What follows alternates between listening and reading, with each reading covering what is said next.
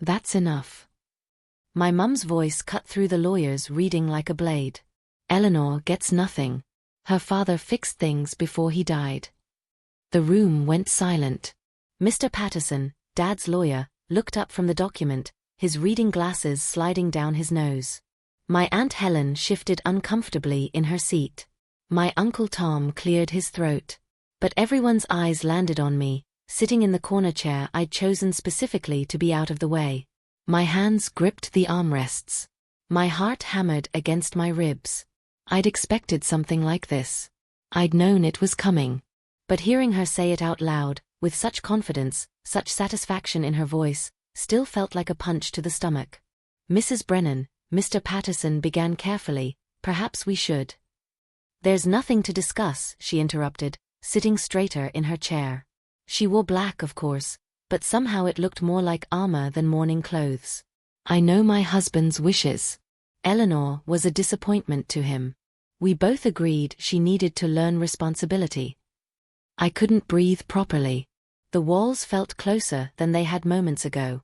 Mr. Patterson cleared his throat again, louder this time. She never finished university, Mum continued, warming to her subject now. Her voice carried across the small office like she was giving a speech. Dropped out in her second year. Couldn't hold down a proper job. Always drifting from one thing to another. We gave her every opportunity, every advantage, and she squandered them all. My face burned. I stared at my lap, at my hands twisted together, knuckles white. Each word felt deliberate, calculated to hurt. She wasn't just explaining. She was performing. Her father and I discussed this extensively before he became ill. He wanted her to understand the value of hard work, of earning things instead of expecting handouts. This is what he would have wanted. A lie. A complete lie. But how could I prove it? How could I speak when my throat felt like it was closing? Mrs. Brennan, Mr. Patterson tried again. She disappointed him every single day, Mum said, and I heard something almost like pleasure in her tone. Never fit into this family properly. Never tried hard enough. I'm simply protecting what's left of our family's dignity now that he's gone. She was enjoying this. After everything, after Dad's funeral just 3 days ago, she was actually enjoying humiliating me in front of everyone. Mr. Patterson's voice cut through sharper this time. Mrs. Brennan, please. My name is Eleanor Brennan. I'm 28 years old. And my mum has hated me for as long as I can remember. Not disliked. Not been disappointed in. Hated. I never understood why when I was younger. I tried so hard to make her proud, to earn even a small smile, a kind word. Nothing ever worked. Dad was different. He saw me. He listened. He made me feel like I mattered. When Mum's coldness became too much, Dad was there to remind me I wasn't the problem. But Dad died 2 weeks ago. Heart attack. Sudden. One moment he was here, solid and real and mine. The next gone. And with him went my only protection from her. The funeral had been unbearable. Mum played the devastated widow perfectly while I stood apart, alone, watching people comfort her. No one asked how I was doing. No one seemed to notice I'd lost my father too. Now, sitting in this lawyer's office for the reading of the will, I realized how foolish I'd been to hope. Of course she'd found a way to hurt me. Of course this would be her final victory. Mr. Patterson shuffled papers on his desk, his jaw tight. There's more to discuss. The house, Mr. Patterson continued, his tone professional but strained, passes to you, Mrs. Brennan, as expected. The property was held jointly, so that transfer is straightforward. Mum nodded, satisfied. She'd already been planning renovations, I knew. Redecorating. Erasing Dad's presence from every room. However, Mr. Patterson said carefully, the estate itself is more complicated than a simple property transfer. Something flickered across Mum's face. Not quite worry. Not yet. But her smile tightened at the corners. Complicated how? Uncle Tom asked. He'd been silent until now, but he leaned forward, interested. Your brother, Mr. Patterson said, looking at Tom, was very thorough in his planning. The house is one matter.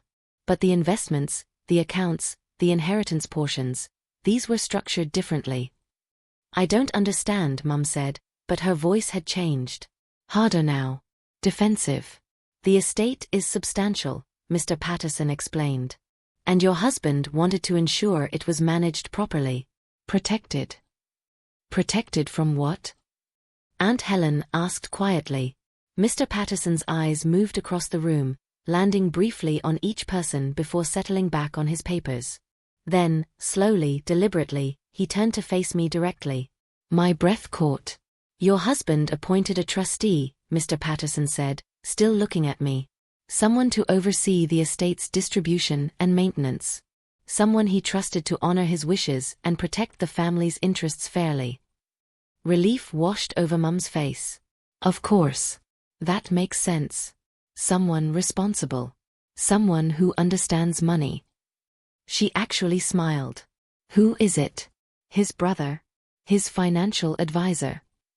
Mr. Patterson opened a folder, pulled out a specific document, and read clearly, I hereby appoint my daughter, Eleanor Catherine Brennan, as sole trustee of my estate. The room exploded into silence, somehow louder than any noise. I couldn't move. Couldn't process what I'd just heard. My name. My father had chosen me. What? Mum's voice cracked on the word. She half stood from her chair. That's impossible.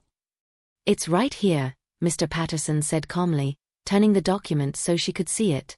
Dated, signed, witnessed by two independent parties. Completely legal and binding. No. Mum was fully standing now, gripping the edge of his desk. No, that can't be right. He would never. Eleanor can't even manage her own life, how could she possibly? But her words died when she saw my face. Saw that I was as shocked as she was. Maybe more. Mum laughed. Actually laughed. This is a mistake. You've mixed up files or something. Check again. Mrs. Brennan, please sit down, Mr. Patterson said firmly. There is no mistake. My husband would never trust her with anything important. Mum's voice rose, sharp and cutting. You don't know what she's like. The mistakes she's made. The problems she's caused. This has to be wrong. I found my voice finally. Mum. Be quiet, she snapped at me without even looking. This doesn't concern you. Actually, Mr. Patterson said, it concerns her directly. Miss Brennan, your father was very specific in his instructions. He knew this might be difficult. He prepared additional documentation. He reached into his briefcase and pulled out a second envelope. This one looked different. Personal. My name was written on the front in Dad's handwriting. Slightly shaky from his illness, but unmistakably his. My eyes burned. I blinked hard. Your father left this letter to be read after the announcement, Mr. Patterson explained gently. With your permission? I could only nod. He carefully opened the envelope and began to read. My dearest Eleanor. Even secondhand, through Mr. Patterson's voice, hearing Dad's words again made my chest ache. If you're hearing this, I'm gone, and I imagine your mother has already made things difficult. Uncle Tom made a small sound. Aunt Helen's hand flew to her mouth. I'm so sorry for that. Mr. Patterson continued reading, his voice steady but gentle. I've chosen you as trustee for reasons that should be obvious to anyone who truly knows you. You've always been fair. Always thought of others first. You have integrity and kindness in equal measure. Tears blurred my vision. I pressed my hand against my mouth. Your mother will contest this decision. She'll claim I was confused or manipulated. She'll list your supposed failures as evidence. But we both know the truth, don't we? You didn't fail. You simply refused to become someone you weren't. You chose your own path instead of the one she demanded. Mum's face had gone rigid, pale. She stared at Mr. Patterson like he was speaking a foreign language. I'm sorry I couldn't protect you better while I was alive.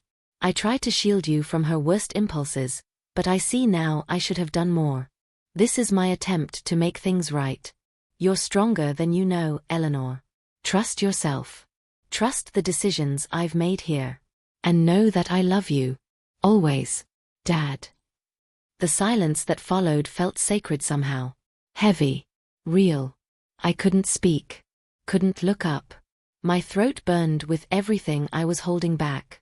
Mum's chair scraped loudly against the floor. This is ridiculous. He was sick. Confused. This isn't, her voice cracked. This isn't legal. Mr. Patterson folded the letter carefully. It's completely legal, Mrs. Brennan. Let me explain how this works, Mr. Patterson said, his professional mask firmly back in place. Mrs. Brennan, you inherit the house outright. That's yours to do with as you please. However, the estate, the investments, life insurance, savings accounts, everything beyond the property, is held in trust. What does that mean? Mum demanded. It means Eleanor controls how those funds are distributed and maintained. Any major financial decisions require her approval as trustee.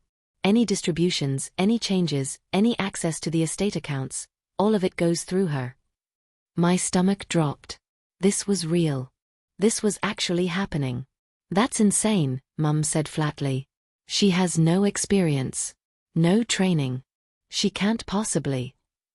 Your husband arranged for Ms. Brennan to have full legal support, Mr. Patterson interrupted. I'll be available for consultation. The estate's financial advisor will guide investment decisions. But the final authority rests with her. So what, she can just steal everything? Mum's hands were shaking now. Take it all for herself? No, Mr. Patterson said firmly. The trust has strict guidelines. Eleanor must follow your husband's documented wishes. She can't distribute funds inappropriately or use them for personal gain. But she determines what's appropriate based on the conditions your husband set. What conditions? Uncle Tom asked. Various provisions for family members. Charitable donations your husband specified. And maintenance requirements for Mrs. Brennan herself. Mum's face went white. Maintenance requirements? Mr. Patterson met her eyes. Yes. You'll have access to funds for reasonable living expenses. But Eleanor determines what's reasonable. No.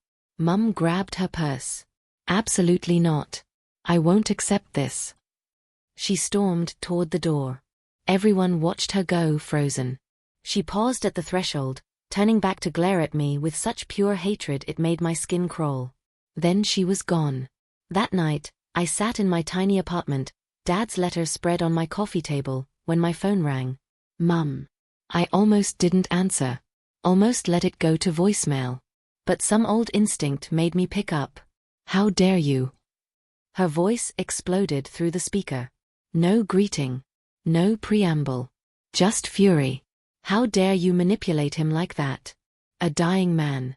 Your own father. What did you do, Eleanor? What lies did you tell him about me? I didn't.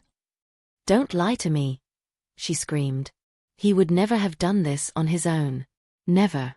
You poisoned him against me. Turned him against his own wife. You've always been jealous, always wanted to hurt me, and now you've found the perfect way. My hand shook. That's not true. I gave you everything. Everything. And this is how you repay me? By stealing your father's estate? By taking control of money that should be mine? Dad made this decision, I said quietly. Not me. Because you manipulated him. She was crying now, angry tears I could hear in her voice. You're cruel, Eleanor. Cruel and selfish. Just like I always told him. He never believed me. Never saw what you really were. But I did. I always did.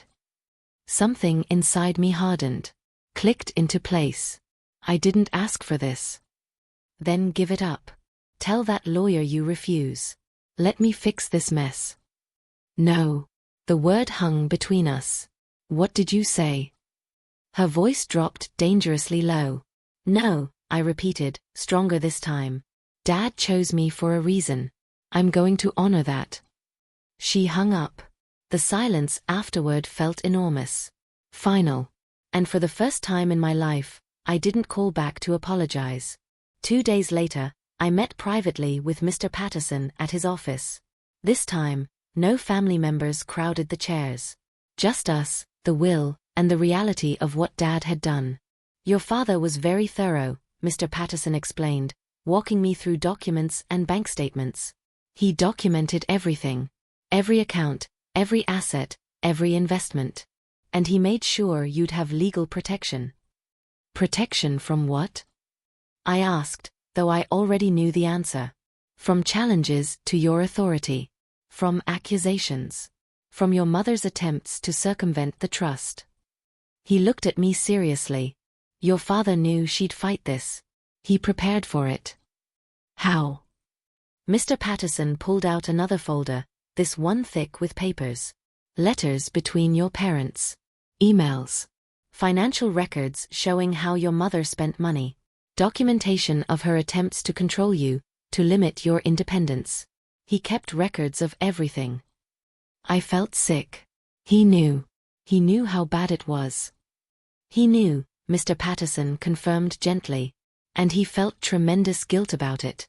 That's clear in his private notes. He blamed himself for not protecting you better. It wasn't his fault, I whispered. He thought it was. This trust, it's his way of making amends. Of giving you power she can't take away. He paused. You should know, your mother filed a formal objection yesterday. She's contesting the will. My stomach clenched. Can she do that? She can try. But your father anticipated this too. He had independent medical evaluations done to prove his mental competency when he created the trust. The documentation is solid, Eleanor. She won't win. But she'll fight anyway. Yes, he said. She will. The legal challenge came officially 2 weeks later. Court papers delivered to my apartment by a process server who looked apologetic. My mother was suing to overturn the will, claiming I'd influenced Dad while he was vulnerable. Claiming he wasn't in his right mind. Claiming fraud. I sat on my apartment floor reading the accusations, each one worse than the last. According to the filing, I was manipulative, dishonest, financially motivated. I'd isolated Dad from his wife. Poisoned him against her. Taken advantage of his illness. The words swam on the page. Some part of me had expected this. But seeing it in legal language, in official documents that would be filed with courts and read by judges, made it real in a way nothing else had. My phone buzzed. Uncle Tom. I'd been ignoring calls from family for days, but something made me answer this one. Eleanor? It's Tom. I just wanted to check on you. His voice was kind. Concerned. I heard about the lawsuit. Yeah. For what it's worth, I don't believe what she's saying. Your dad knew exactly what he was doing. Anyone who spent 5 minutes with him knew that. My throat tightened. Thanks, Uncle Tom. He talked to me, you know. A few months before he died. Asked my opinion about the trust setup. I told him it was his decision, but I thought it was wise. You were always the fair one, Eleanor. The one who saw people clearly. I had to press my hand over my mouth to keep from crying. She's going to make this hard, he continued. Your mum. She doesn't know how to lose. But you've got people on your side. Remember that. After we hung up, Mr. Patterson called. The court will require evidence supporting your father's mental state at the time he created the trust. I need you to come to my office tomorrow. We have work to do. Mr. Patterson's conference room table was covered in papers when I arrived. Stacks of them. Organized into folders, labeled, dated. Years of documentation. Your father was meticulous, he explained, gesturing to the piles. He kept copies of everything. Emails your mother sent him. Text messages. Voicemails. All catalogued and dated. I picked up a folder at random. Inside were printed emails from 5 years ago, my mother complaining about me to Dad. My failures. My disappointments. My inadequacies. Page after page of criticism, escalating in cruelty. Why did he keep these? I asked, my voice small. Because he knew. He knew she'd try to rewrite history after he was gone. Knew she'd claim he wanted things he never wanted. Mr. Patterson sat across from me. He documented her behavior toward you. Not to hurt her, but to protect you. Another folder contained Dad's own notes. Handwritten pages describing arguments with Mum about me. Her refusal to acknowledge my accomplishments. Her constant put-downs. Her anger when he defended me. She resents Eleanor, one note read in Dad's careful handwriting. Has since she was a child. I don't understand it. Don't know how to fix it. But I can't let it continue unchecked. I read through tears. He tried. He really tried. He did. And when he realized he was running out of time, he made sure you'd be protected. These documents prove his mental competency. They show clear, rational thinking. They demonstrate he understood exactly what he was doing and why. Will it be enough? Mr. Patterson's expression was confident. Her argument is that you manipulated him. But these documents predate his illness by years. They show a pattern of concern for your well-being and doubts about your mother's judgment. The trust wasn't a sudden decision. It was carefully planned. What happens next? We submit our evidence. The court reviews it. Your mother's legal team will try to discredit it, but the documentation is solid. This will likely be resolved without going to full trial. He was right. 2 weeks later, Mum's lawyer quietly withdrew several claims from the original filing. The argument was weakening, collapsing. Family members started reaching out after that. Carefully, tentatively. Aunt Helen called first. I owe you an apology, she said without preamble. I should have spoken up at the reading. Should have supported you. Your mum was so convincing, and I didn't want to make waves. It's okay, I said, though it wasn't entirely. It's not. You're my niece. I've known you your whole life. I should have defended you. She paused. I talked to Tom. He showed me some of the documentation your dad kept. Eleanor, I had no idea it was that bad. Others followed. Cousins who'd been cold at the funeral suddenly wanted to meet for coffee. Family friends who'd believed Mum's version of events now apologized quietly, admitting they'd been wrong. The narrative was shifting. The story Mum had carefully constructed, of the disappointing daughter and the martyred mother, was crumbling under the weight of evidence. But with each person who reached out to me, Mum lost another ally. Another supporter. I knew somehow that she'd blame me for this too. I was right. Uncle Tom called one evening, sounding troubled. Your mum showed up at my house today. Eleanor, I'm worried about her. She's isolated herself. Won't talk to anyone who doesn't agree with her completely. She spent an hour telling me how you've turned the family against her. I haven't done anything, I said quietly. I know. That's what I told her. But she's not hearing it. She's convinced you're orchestrating some kind of campaign. I thought about Dad's letter. About how he'd predicted this. How he'd known she'd make herself the victim. What do I do? I asked. Tom sighed. Just keep being yourself. Keep being fair. That's all you can do. My first real decision as trustee came a month after the reading. The house needed roof repairs, significant ones that couldn't be delayed. Mum called Mr. Patterson's office requesting funds. He forwarded the request to me. I sat at my kitchen table staring at the estimate. $15,000. Completely reasonable. Necessary. But approving it meant enforcing my authority. Making it real. Mr. Patterson had explained the conditions. Mum would receive a monthly living allowance automatically. But additional expenses required trustee approval, especially major ones. Dad had structured it this way deliberately. He wanted her supported but not in control. I approved the funds. But I attached conditions. The work had to be completed by a licensed contractor, receipts provided, inspections passed. Standard requirements. Professional. Fair. Mum called me directly for the first time since her screaming voicemail. Her voice was cold. Controlled. I received your approval. And your conditions. They're standard requirements, I said, keeping my voice level. The estate needs documentation for any large expenses.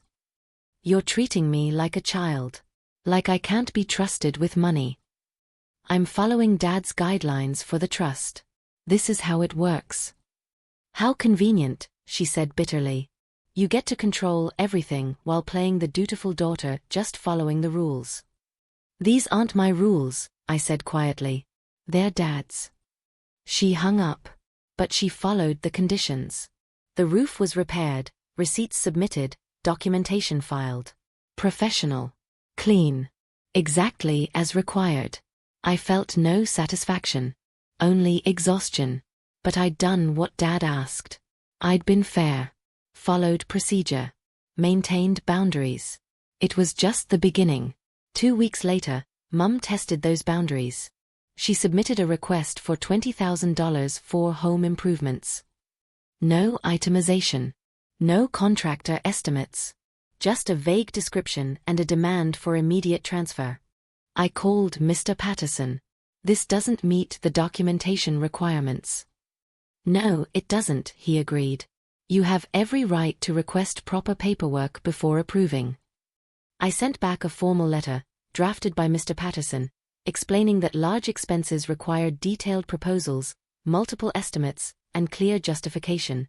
Professional. Polite. Firm. Mum responded by submitting the same request again, word for word. Like I hadn't just explained the problem. I denied it. Her call came within an hour. You're doing this on purpose. Finding excuses to refuse legitimate requests. I'm asking for basic documentation. The same thing any bank or financial institution would require. I'm not some stranger applying for a loan. I'm your mother. This is my house. The house is yours, I agreed. But the estate funds require proper documentation. That's not personal, Mum. It's the trust structure Dad created. Your father would never have wanted this. Something in me snapped. Dad wrote a letter specifically explaining why he wanted this. You heard it read at the lawyer's office. Silence. Then, you've changed. Become hard. Cold. Just like I always knew you would. I closed my eyes. I'm following Dad's wishes. That's all I'm doing. You're enjoying this. Enjoying having power over me. I'm not, I said quietly. I'm really not. But she didn't believe me. She submitted a third request, this time with contractor estimates attached. Proper documentation. Everything required. I approved it immediately. The funds transferred within 2 business days. She didn't thank me. Didn't acknowledge that I'd done exactly what I said I would, approve proper requests according to procedure. To her, I was the enemy. Nothing would change that. The pattern continued. Mum would submit requests, some legitimate, some questionable. I'd review them against Dad's guidelines. Approve what met requirements. Request additional documentation for what didn't. Enforce consequences when she violated conditions. Each time, I stayed calm. Professional. Fair. I documented everything. Kept records. Made decisions based on policy, not emotion. And each time, Mum lost a little more control. Control she'd assumed was hers by right. Control Dad had deliberately taken away. The estate's financial advisor, Patricia, called me one afternoon. I wanted to give you a heads up. Your mother contacted me directly trying to access the main investment account. My stomach dropped. What happened? I explained that all account access goes through you as trustee. She wasn't happy. Accused me of conspiring with you. Then demanded I explain every transaction from the past year. Did you? I sent her the official quarterly statements, the same ones sent to all beneficiaries. But I made it clear that investment decisions go through you. Patricia paused. She's testing boundaries, Eleanor. Trying to find a way around the trust structure. I know. Your father anticipated this. He built in protections. But you need to stay vigilant. That night, I found Mum sitting in her car outside my apartment. I spotted her as I came home from work, parked under a streetlight, staring up at my window. My hands shook as I parked and walked toward the building. Should I acknowledge her? Pretend I hadn't seen her? Call someone? Before I decided, she got out of the car. We need to talk, she said. You can't keep living here. Mum gestured at my apartment building like it was evidence of something shameful. In this place. You're the trustee of a substantial estate. It looks inappropriate. I unlocked the building door but didn't invite her up. My living situation isn't part of the trust. Everything reflects on the estate now. On our family. People are watching, Eleanor. Judging. What people? Everyone. The family. Dad's friends. His business associates. She stepped closer, and I smelled her perfume, the same one she'd worn my whole life. You're making us look bad. Making me look bad. I'm not trying to make anyone look bad. I'm just living my life. Your life is connected to this family, whether you like it or not. You represent us now. This estate, this money, it has responsibilities attached. I took a breath. Is that what you came here to tell me? I came to tell you that this has gone far enough. You've made your point. You've proven you can follow your father's rules. But we both know this isn't sustainable. The family needs stability. Unity. Not this ongoing conflict. I'm not creating conflict, I said quietly. I'm just doing what Dad asked. By denying my requests? By treating me like I'm irresponsible? By making me beg for access to money that should be mine? Her voice rose, sharp edges showing. You're punishing me, Eleanor. Admit it. You're punishing me for every perceived slight, every time you felt I wasn't good enough of a mother. That's not what this is. Then what is it? She was shouting now, right there on the sidewalk. Explain it to me. Make me understand why you're treating me this way. Because Dad asked me to, I said, and my voice cracked. Because he trusted me to be fair. To follow the rules he set. That's all I'm doing, Mum. That's all I've ever done. Something flickered across her face. For just a second, she looked lost. Scared. Then the mask slammed back into place. I'm sorry, she said, and the shift was so sudden it gave me whiplash. You're right. I'm not being fair. This whole situation is just... It's so hard. Losing your father. Adjusting to this new arrangement. I've been taking my grief out on you. I stared at her, wanting desperately to believe it. Can we start over?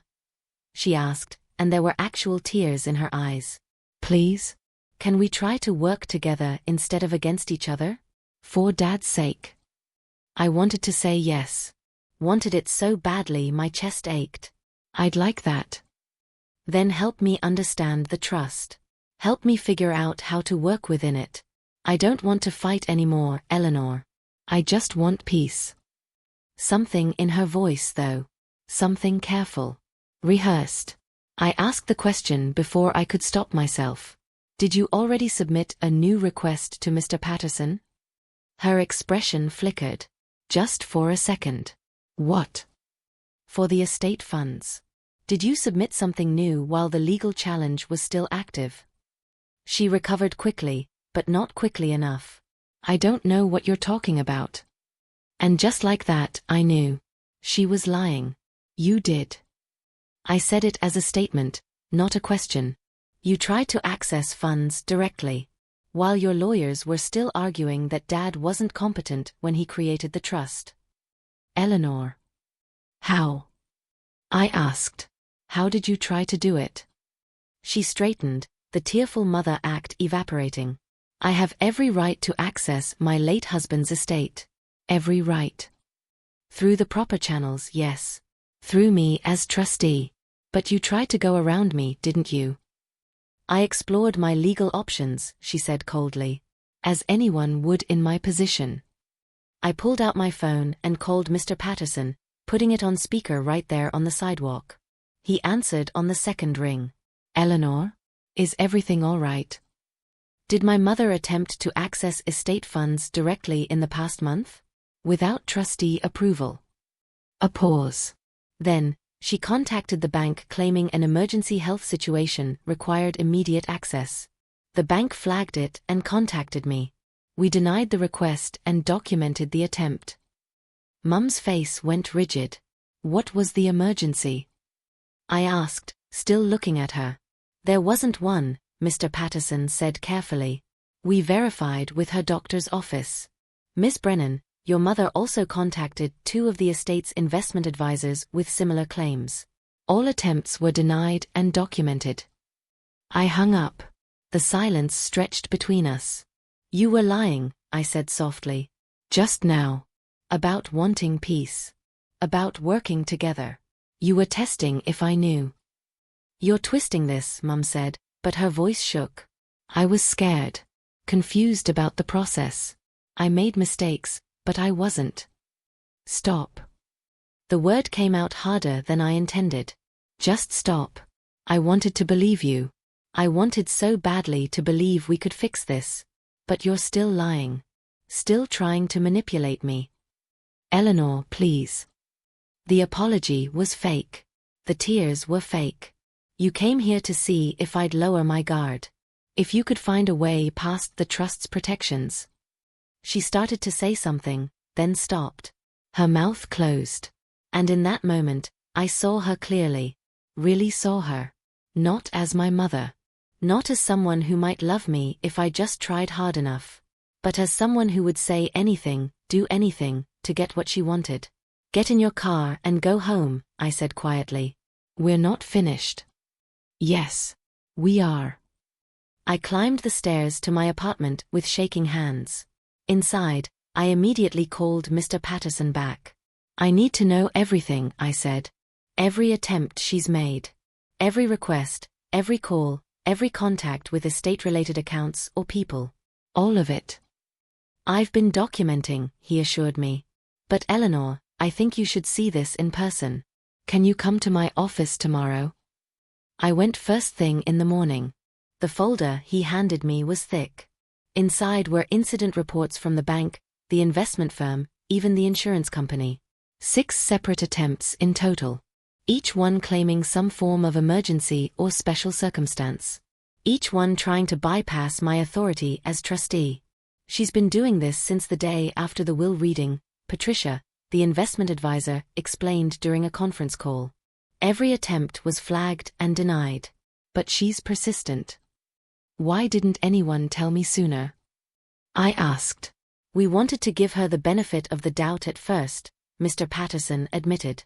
Grief makes people act irrationally. We thought she might stop once she understood the system. But it escalated instead. The final item in the folder made my blood run cold. An email from Mum to the estate's attorney. Not Mr. Patterson, but the backup counsel Dad had named, claiming I'd stolen money from the estate and requesting an emergency audit to remove me as trustee. The accusation is baseless, Mr. Patterson said quickly. All estate transactions are documented and reviewed quarterly. There's zero evidence of any impropriety. Her lawyer knows this. But she tried anyway. Yes. I sat back processing. Every tearful call. Every apology. Every claim that she just wanted peace. All of it had been theater. Manipulation.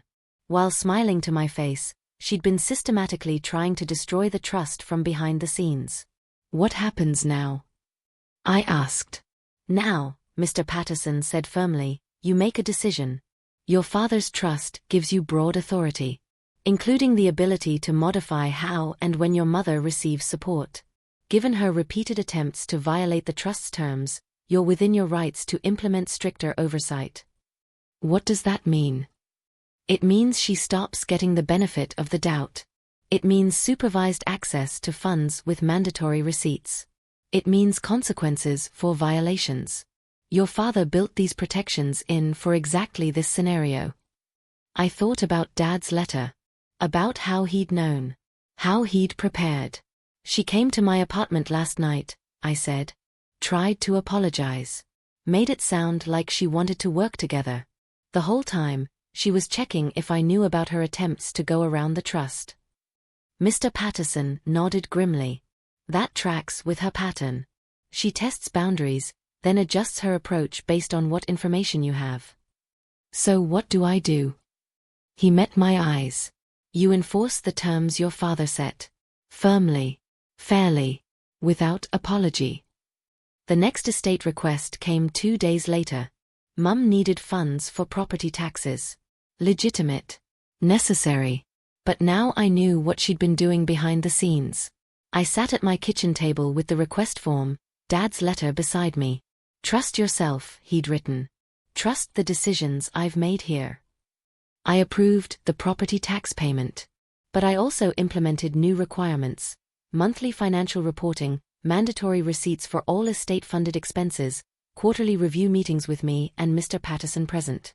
Standard oversight for someone who'd repeatedly tried to violate trust terms.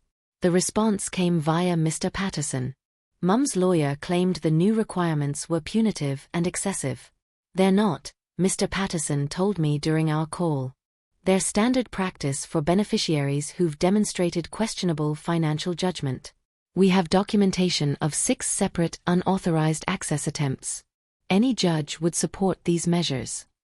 Will she fight it? Probably. But she won't win. The trust document gives you explicit authority to implement oversight when beneficiary behavior warrants it. Her own actions triggered this.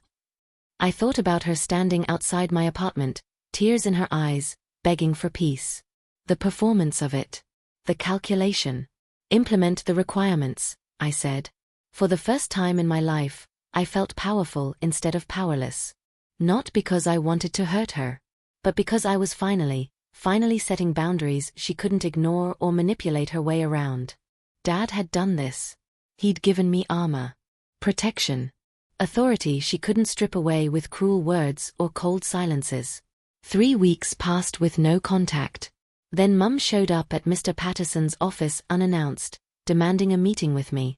He called to warn me. She seems different, he said carefully. Shaken. I think she's realizing this is permanent. I'll be there in 20 minutes.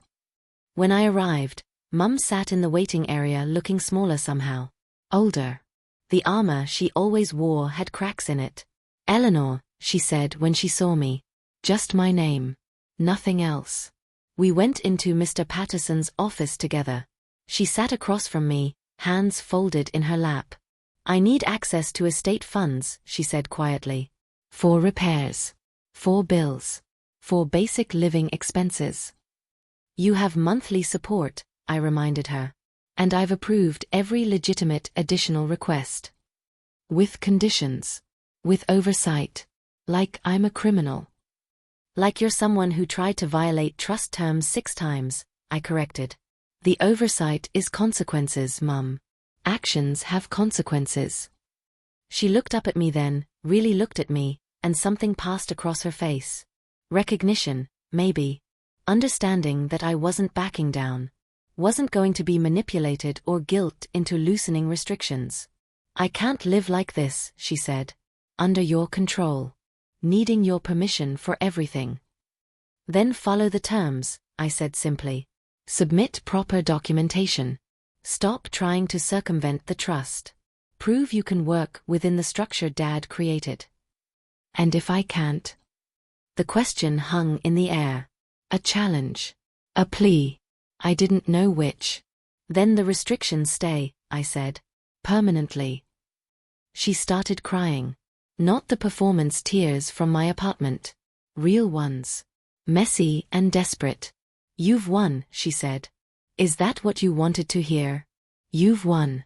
Your father chose you. Gave you all the power.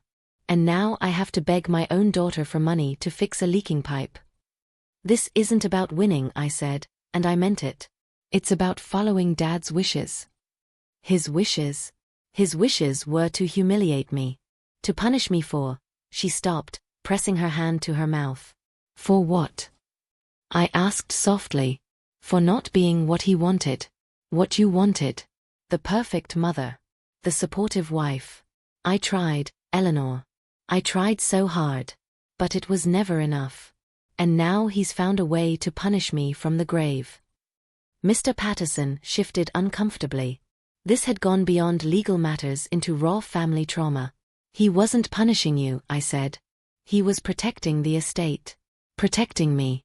Making sure things were handled fairly. By giving you control over me? By giving me the responsibility to follow his guidelines. There's a difference. She wiped her eyes, and when she looked at me again, something had changed. Hardened. Fine. You want me to work within your system? I will. I'll submit every receipt, every form, every piece of documentation you require. But don't pretend this is anything other than what it is, you having power over me that you've wanted your whole life. I took a breath, pushing down the hurt. I'll approve support under the existing terms. Monthly allowance continues. Additional expenses with proper documentation. Quarterly reviews to ensure compliance.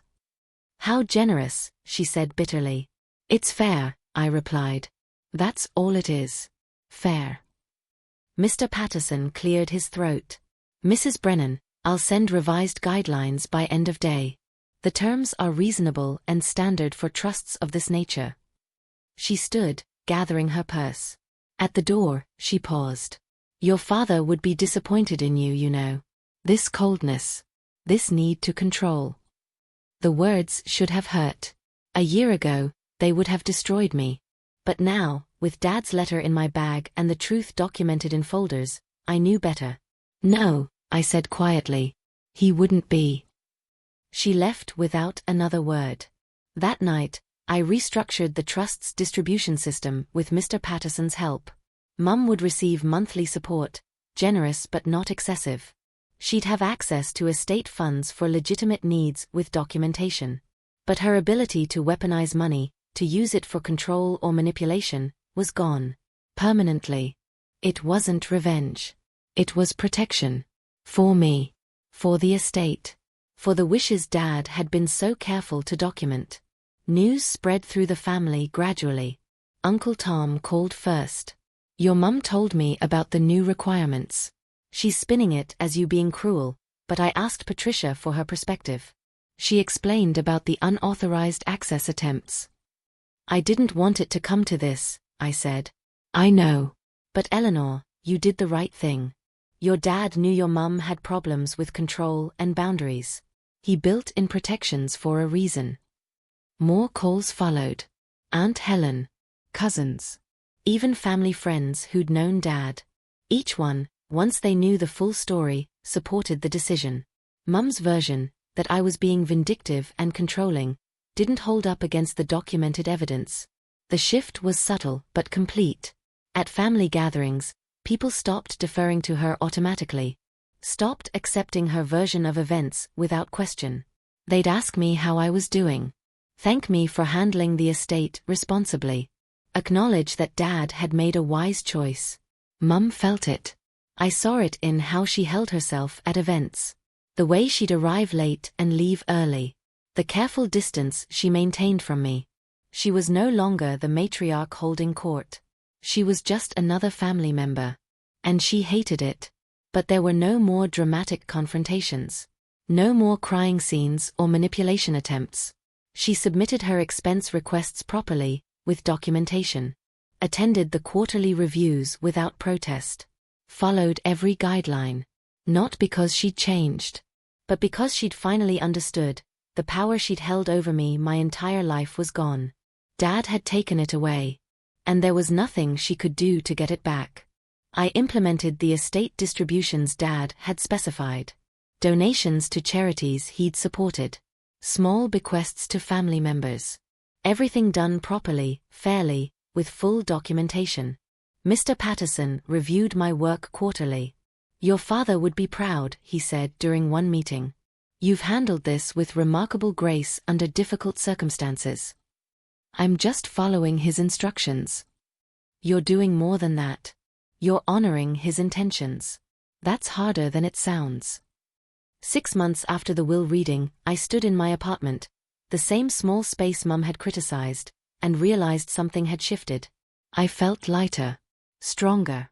Not because I had power over her, but because I'd finally stopped needing her approval. Mum's transition out of control was quiet. No dramatic scenes. No public confrontations. Just a gradual, inevitable shift. She sold the house eventually. Too big for one person, she claimed, though I suspected the maintenance requirements I'd implemented made it feel less like her domain. She bought a smaller condo. Nice. Comfortable. Within her means. I approved the funds for the move. Supervised the transaction to ensure estate money was used appropriately. Professional. Fair. Exactly as Dad had intended. "Thank you," she said when the papers were signed. The words sounded foreign in her mouth. Forced. But she said them. "You're welcome." We didn't hug. Didn't pretend at warmth neither of us felt. But something had been acknowledged. A new reality accepted. The family adjusted. Holiday gatherings became less tense. Mum attended, stayed briefly, left politely. No one expected elaborate hosting from her anymore. No one looked to her for approval or guidance. She'd simply become another attendee. Uncle Tom hosted Thanksgiving that year. Mum sat at one end of the table, I sat at the other. We didn't speak much. Didn't need to. The boundaries were clear. Permanent. I caught her watching me once during dinner. Not with hatred. Not with love. Just watching. Trying to understand, maybe, how the daughter she'd dismissed for so long had ended up here. In control. Confident. Unshakable. I looked away first. Not because I was uncomfortable. But because I didn't need to understand her anymore. Didn't need to decode her expressions or anticipate her moods. I was free of that burden. That evening, I drove home and stopped at the cemetery. Dad's headstone was simple. His name, dates, and a line from one of his favorite poems, "We are such stuff as dreams are made on." I sat on the cold ground and pulled out his letter, now worn from being carried everywhere. "Thank you," I said aloud. "For seeing me. For trusting me. For giving me this." The wind rustled through the trees. I imagined it was him, acknowledging, approving. "I'm doing it right," I said. "I'm following everything you asked. Being fair. Being strong. Not letting her break me." And for the first time since he died, I felt peace. Real, deep, lasting peace. The final estate distributions happened on a cold Tuesday in March. Exactly 1 year after Dad's death. All beneficiaries had been paid. All charitable donations made. All conditions satisfied. I sat in Mr. Patterson's office reviewing the final paperwork. Everything balanced. Everything documented. Dad's wishes executed precisely as he'd intended.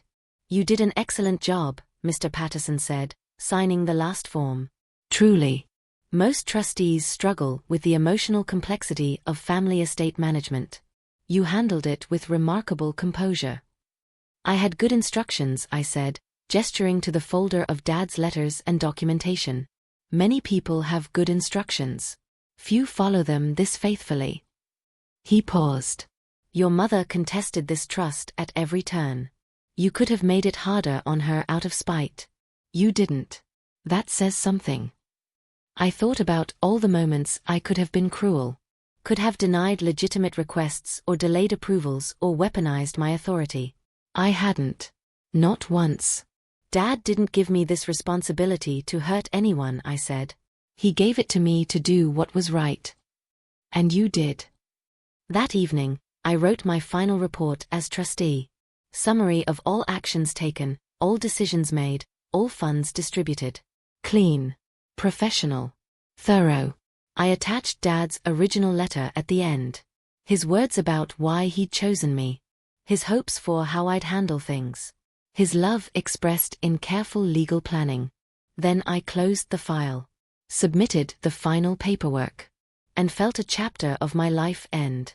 I'd started this year powerless, dismissed, told I was nothing. I was ending it as someone who'd proven her integrity, her fairness, her strength. Not through aggression or revenge. Through calm, steady adherence to the right thing. Dad had known. He'd known I could do this. Had known I was stronger than anyone, including me, realized. I visited his grave again. Brought flowers. Stood in silence. I did it, I said simply. Everything you asked. The way you asked. I protected the estate. Protected myself. And I didn't lose myself in the process. The late afternoon sun broke through clouds, warm on my face. I understand now, I continued, why you did it this way. Not to punish Mum. Not to favor me. But to teach me what I was capable of. To show me I didn't need her approval to be worthy.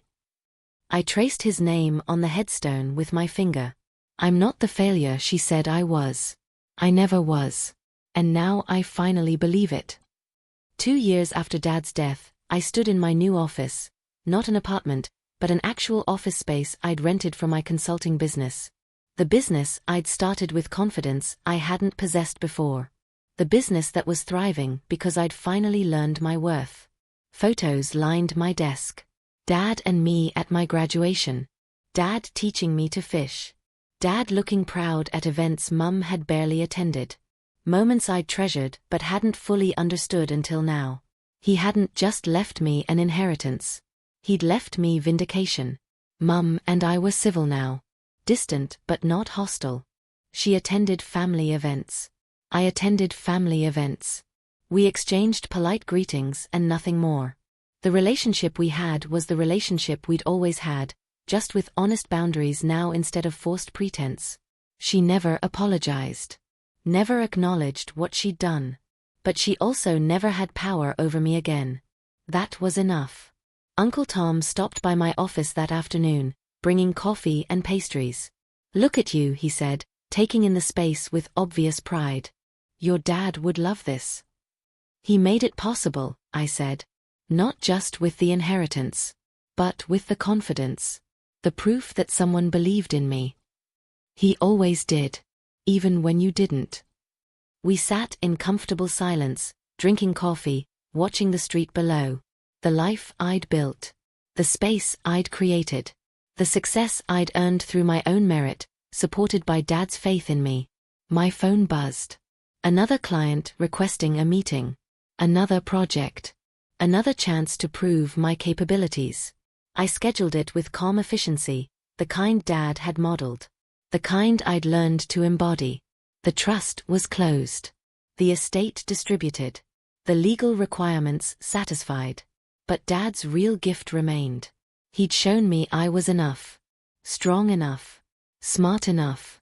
Worthy enough. Not because someone else said so, but because I'd proven it to myself.